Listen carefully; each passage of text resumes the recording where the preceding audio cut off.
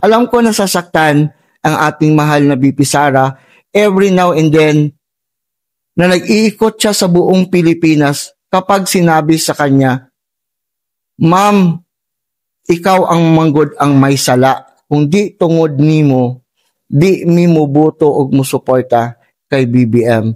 And then, yung sinabi mo na it's not only Kong Kiko who supported the unity team because everyone naniwala sila doon sa sinabi ng ating mahal na Vice President. And they are looking forward na ang mga pangako ay magkatotoo.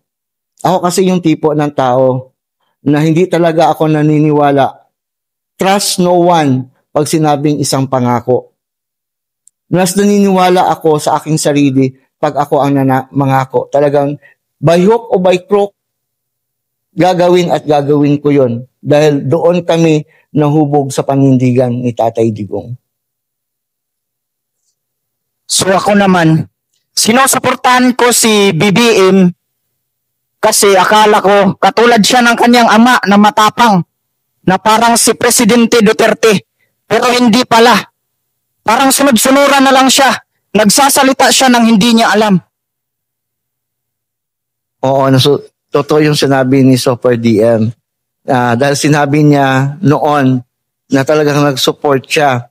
Kaya anong pinakita na ni BBM yung kanyang weakness, doon na rin nag-react si Super DM. At kaya maraming nag-bash din sa kanya na bakit ganun na lang ang pagtira mo sa ating mahal na Presidente Bongbong Marcos na dati mo naman siyang sinusuportahan. At sa lahat ng mga nagtatanong, you can scroll down sa kanyang mga post kung saan pinaliwanag niya na yan. Sikat, baka mayroon kang... So yan, ako din po, naging isang volunteer din po ako at supporter. At doon sa amin sa Bukidnon, sa Region 10, ay tumayo po ako bilang Vice President ng Youth Organization ng Masada.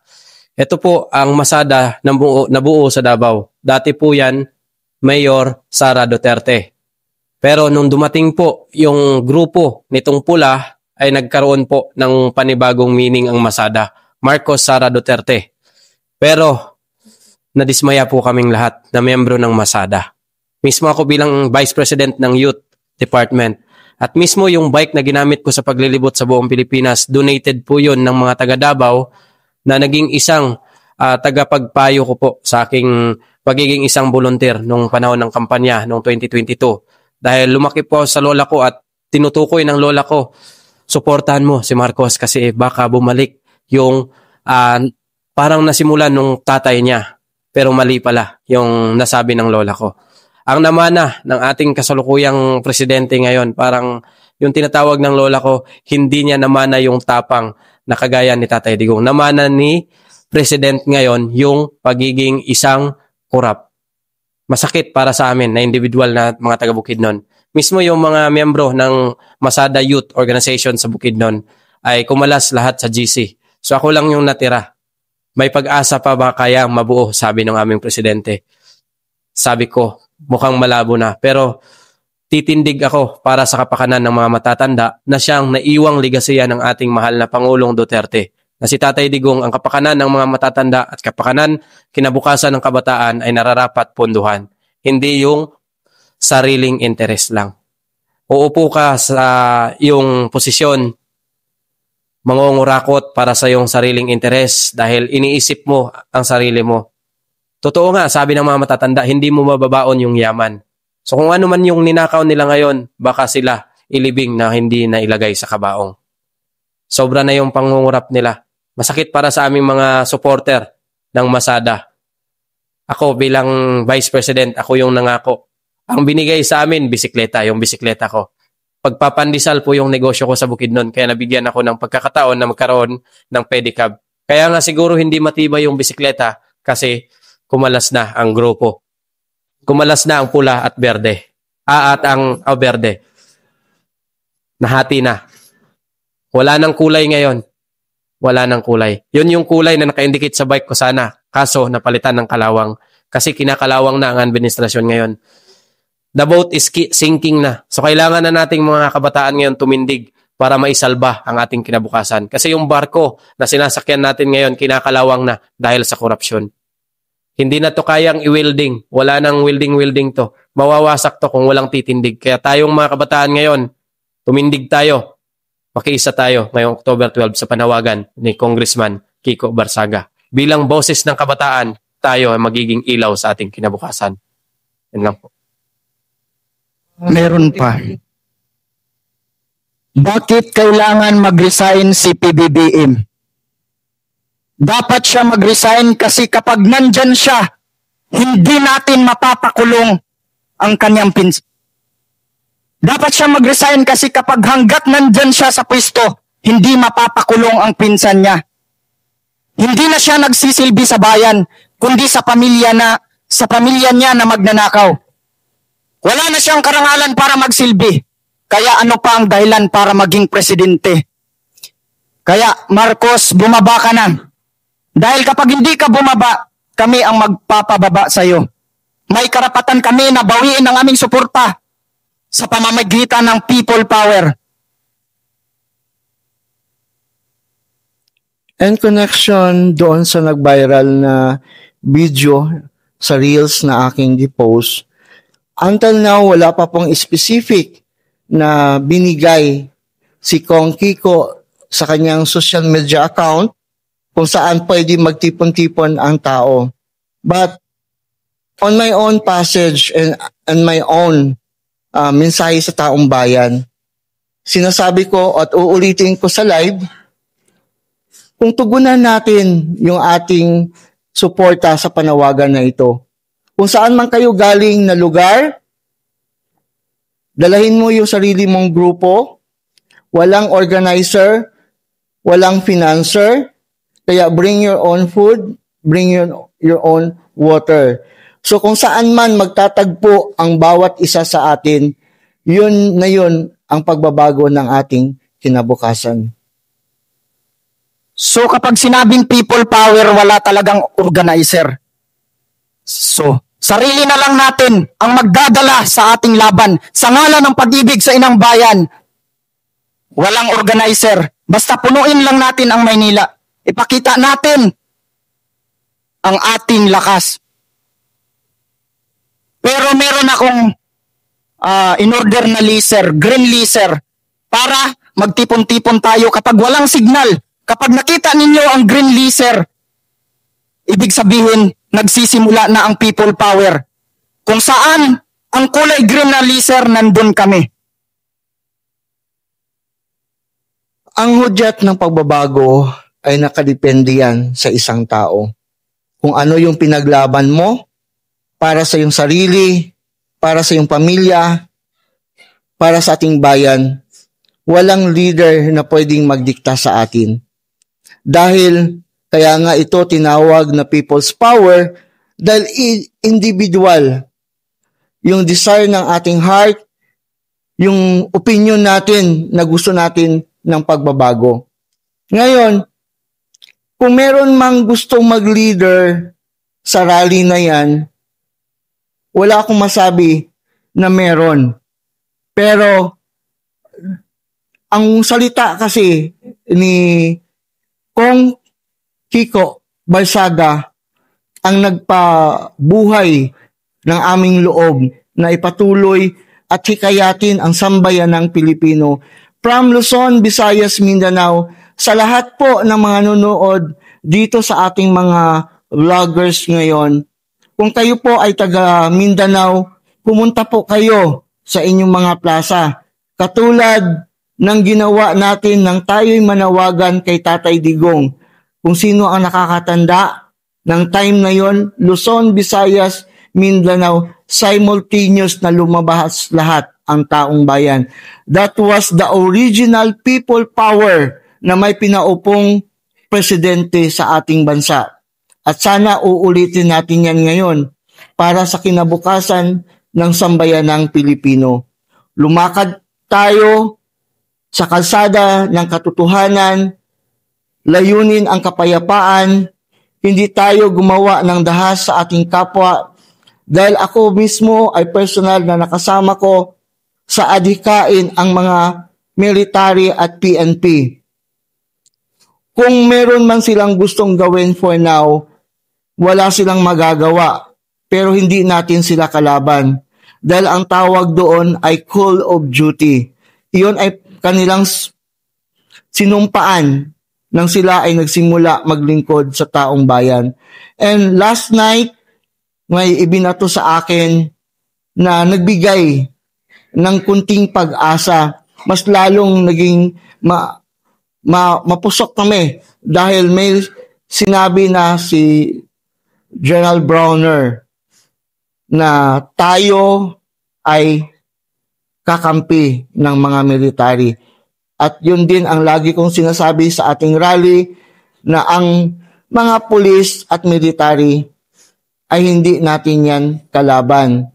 So, doon sa mga gumawa ng riot last September 21, ito sila ay hindi nagmumula sa grupo o hanay ng mga DDS.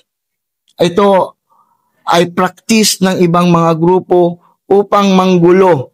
Dahil sa aming mga rally,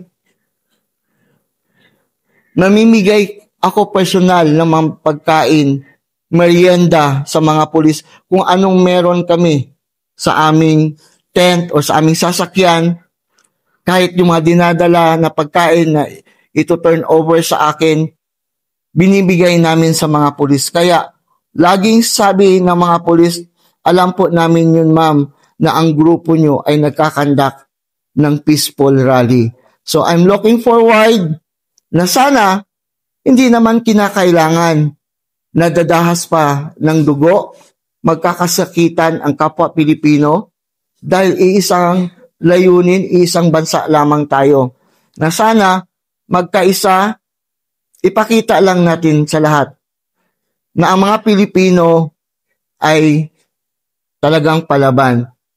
Minsan nagkaroon ako ng secret na pag-uusap sa mga kapatid nating Muslim at yun din ay sinabi ko rin sa aking mga posts na lagi nating tandaan na in the history of the Philippines, hindi po Ilocano, hindi po taga Cavite o kahit saan ang tumalo sa mga dayuhan upang maibalik sa atin ang ating bansang Pilipinas kung hindi ang mga kapwa nating kapatid na mga Muslim. Sa mga leaders na nakausap ko, lagi kong ina-advise sa kanila, huwag natin daanin sa dahas. Dahil ang kalaban natin ay kapwa din natin Pilipino. Hindi katulad nung unang panahon na mga dayuhan ang ating mga kalaban. And I'm looking forward po ng mga Pilipino na nanonood ngayon dito sa live ng ating mga vloggers. Ito po ay hindi documented, hindi po siya scripted. Kung meron man kaming papel dito, hindi po ito script. Ito yung mga nilaan na tanong na po pwede namin sagutin maliban sa mga on-the-spot question nila na ibabato sa amin. Further question? In opinion po, kasi ang mga news kasi ngayon na hindi daw sa publiko ang ginagawang investigation ng ICI. Hindi ilalay. In opinion. Para sa akin, wag na tayong magtaka.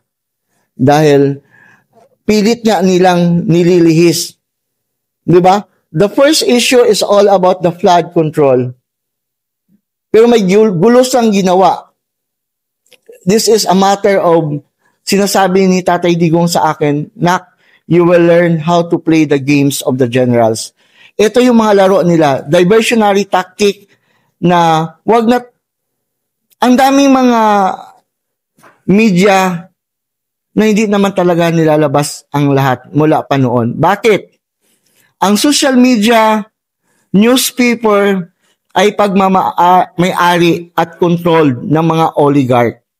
Ito yung kanilang trumpita, ito yung kanilang amplifier upang mailabas at maipalinis kunwari ang kanilang image on the social media forms. kung anong uri man na pwede ilalabas yung katotohanan. Kaya yung sinasabi na sabi ng Gen Z hindi ilalabas yan, absolutely agree din ako dyan. Na talagang ililihis at itatago nila yung katotohanan. Dahil alam naman natin, ng time na hinalungkay ni Senador Marcolita yung katotohanan, ilang mukha ang tinanggalan ng maskara. Nandoon na sana tayo sa ilang mukha na lang ang matanggalan ng maskara, biglang pinutol. Nagkaroon ng diversionary tactic para ilihis ang katotohanan sa ating bansa.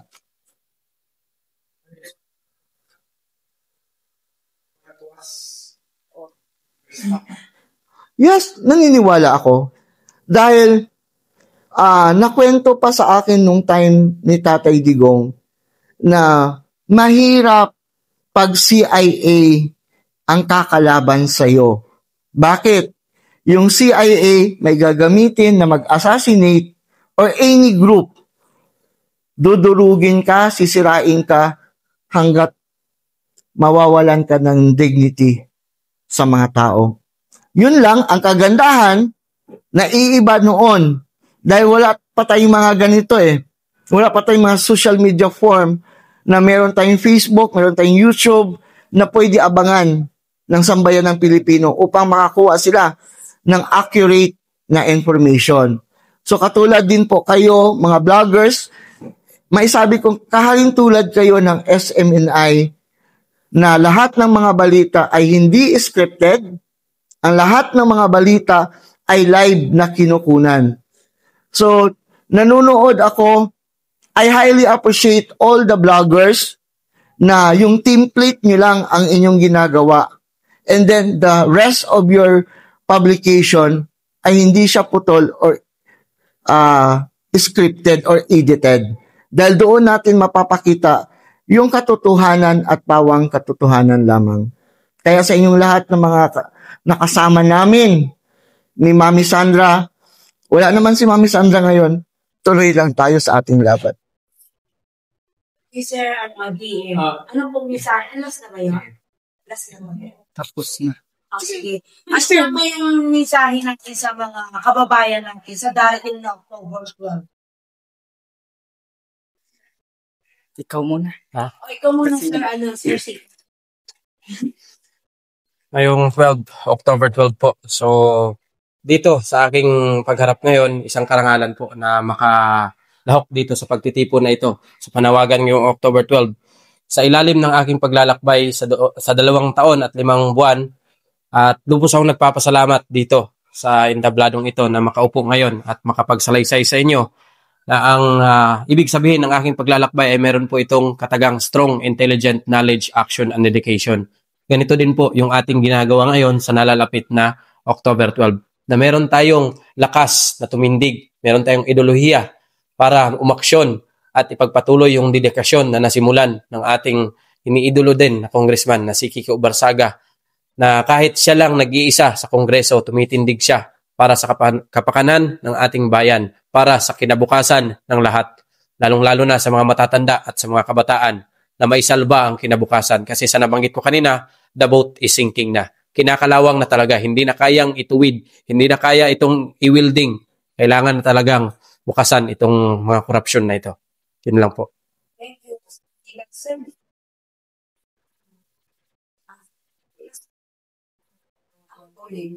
So, isali ka namin sa aming panalangin, prayer kami dito, na umaga at gabi. At least narinig ko ngayon na mahirap ang iyong kalagayan sa sa ating bayan. Kailan makasali ka sa aming prayer?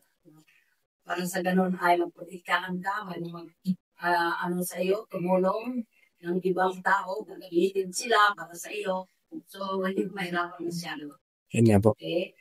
Isang karangalan po. At maraming salamat po dito sa pagtitipon. At sa mga nagdarasal na mga matatanda, lubos din po ako nagpapasalamat sa inyo. At ipinagdarasal ko din po na naway may pasana itong batas na ito at mas lalong mapaigting yung mga ligasiya na naiwang bakas ng ating mahal na Pangulong Duterte na sa kanyang edad naging presidente. Kauna-unahang senior citizen na aking nakita na merong malasakit talaga sa bayan. na hindi pansariling interes ang kanyang inuuna. Una, ang bayan. Maraming salamat po kay Tatay Digong bilang isa po siya sa nasaksihan ko po na naging presidente na isang senior citizen. At sabi nga ng lola ko, nung kanyang pag-upo ni Tatay Digong, doon niya lang naramdaman yung pagiging senior citizen. Kasi mas priority ni Tatay Digong ang mga senior citizen nung panahon na siya pa ang nakaupo. Ngayon, sa panahon ngayon, para ba yung mga senior citizen ay ginagawa na lang laro, ginagawa na lang silang parang produkto ng mga politikong kurap, ginagamit ang kanilang pagiging, yan nga po, ang pagiging senior citizen nila ginagamit. Dadagdagan daw ang pondo nila, puwera dagdagan ang pondo, pero hindi nakakarating sa kanila. Kaya ako, sa paningin ko ngayon, wala na, laganap na talaga ang korupsyon. Kaya nararapat lang itigil na ito. Korupsyon ay tapusin. Kaya suportado ko po si Congressman Kiko Barsaga sa kanyang panawagan ngayong October 12 po. Makiisa po tayo tumindig para tapusin, sugpuin itong korupsyon.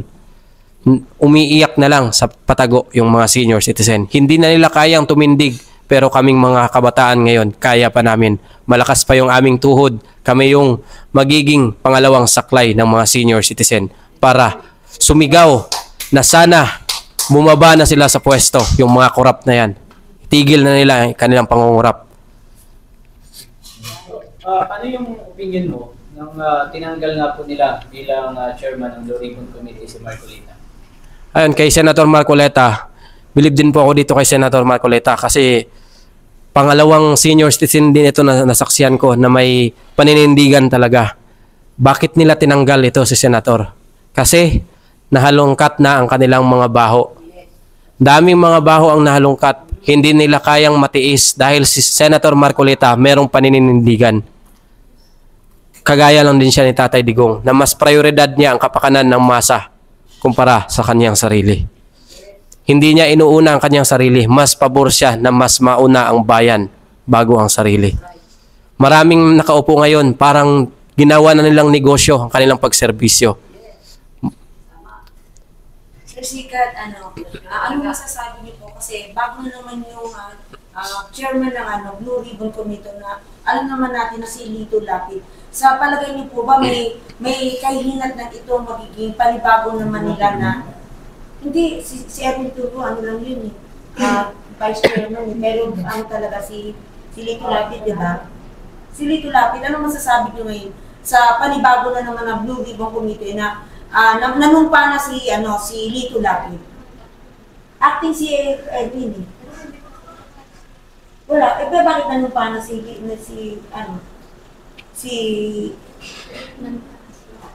Lapid nanumpa eh. Acting, wala kang merong acting. Hindi, bakit nanumpa si Lito? Blue Ribbon Committee. Oo, Blue Ribbon Committee.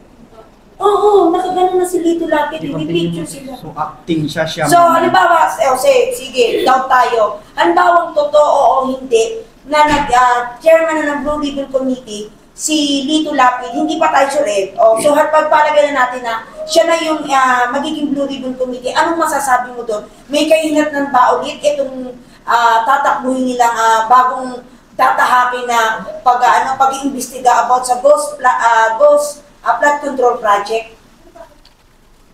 Sa akin, kung si Senator Lito Lapid man yung nanumpa ngayon bilang Blue Ribbon, baka magkatotoo yung sinabi niya na kung ang ibang mga nakaupo na mga legislator ay may alam na hindi niya alam, baka magiging drama, baka magiging director lang siya dyan sa Senado. Baka Kung siya, lagyan mo na kung siya kasi sabi nila Oo. hindi nakaupo. Kung siya magiging Blue Ribbon, baka magiging pelikula itong Ghost Project. Baka gagawan nila to ng kwento ang Ghost Project. Pero sa akin po, sayang, nasimulan na ni Senator Rodante Marcoleta. Hindi nila pinatapos. Kasi mismo yung mga nagtanggal o nagpalit, nahalungkat din ang kanilang baho. Na involved din sila sa ganitong mga ghost project. Kung sa sementeryo merong ghost, abay dito sa ating Pilipinas, lala ngayon, pati project ginawang multo. you, Sir Sika. O yan, direct po namin na hindi po sinabi na si Lito Lapid is chairman ng agad ng Blue Ribbon kung sakali. May nakalagay po kung sakali po. Salamat po, Sir Sika. Ate, Sir, ano naman? Kay Sir, ano lang to, medyo related lang doon sa yung pagkamakata. Yan. Sir DM, bilang isang kabataan at Gen Z, bakit mo napili na yung sa tema ng iyong pagbablog, pag-upload, at sa tema ng iyong mga how to speech, bakit mo napili na isang maging makata? Isang maging makata katulad noong unang panahon kasi mas nararamdaman ng tao kapag dinaan mo sa makata. Yun lang po. Thank you po, Sir DM. Next. Ako, I will give support to the question about Lito Lapid. Kung sakali siya yung nagiging Blue Ribbon Committee, ano to? Showtime? Ano ito? Itbulaga? Kasi I still remember nung kanyang unang pag-upo bilang senador sa ating bansa, siya pa mismo nagsabi, wait, pwede ba itagalog ninyo ang inyong usapan kasi hindi ko naintindihan. So how can we give 100% full trust doon sa taong yun that even a single passage ay hindi niya maunawaan, how much more conducting an investigation prior to this crucial na nagaganap sa ating bansa. Hindi ito simpleng kaso. Hindi rin ito tawag nito movie, no? Na pwede nila gawan ng script kung ano yung gusto nilang mangyari.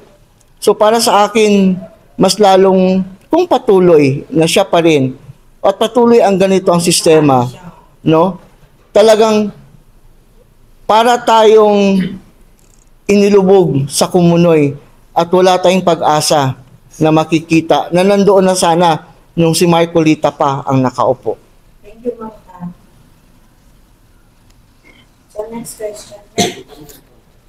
Alam naman po natin yung panawagan ni Thomas ng Kate Barsada na tayo ay Magkaisa. na sa October 12. Alam din po natin na si Kate Barsada ay dating sumusuporta kay Pangulong Bongbong Marcos at ang pinagpasin. Yung tanong ko po sa inyo, kayo po ba ay sumuporta din kay PBBM ng tayo na pagpaya? At kung bilang pagbawi ng suporta, pagkatismay sa kanya, ano po ang dahilan ng pagkatismay sa kanya Marcos? Ako muna ang sasagot. During the time na hindi pa tumakbo si President, ang ating Vice President, ako mismo ay lumuwas from Davao City, gathering all parallel group to unite as one, na kampanyahin natin magiging presidente ang ating mahal na Inday Sara. Nung nagkaroon na ng decision making ang ating mahal na Vice President at nag-unity team siya, lahat ng lugar kapag nagpo-post na, nagkakaroon na kami ng campaign, pag sinabi na BBM sign, hindi kami nag-BBM sign. Kapag nag-Duterte sign, nag-Duterte sign kami. Until to the last day, never ko kinampaign si BBM because lumaki ako na na-nurtured kung papaano hinubog kami ni Tatay Digong sa Davao City. And 100% lahat ng nilalabas sa bibig ni Tatay Digong ay accurate. Meron itong proof. Hindi ito haka-haka. Kaya kung masabi natin na nag-support ba ako sa Uniteam, hindi ako nag-support. Second, sinabi pa ng ating Vice President na kapag hindi nyo ako samahan dito sa Uniteam, hindi ko rin kayo sasamahan sa inyong laban. Yung post niya na yon sa kanyang page, mahilig ako sa ganun, di ba? Yung post mo, i-quote ko, magsasalita ako ng ganyan. Sabi ko kay ating mahal na Vice President, Vice President, Wala akong pakialam kung hindi mo susuportahan ang aking laban para sa ating bayan.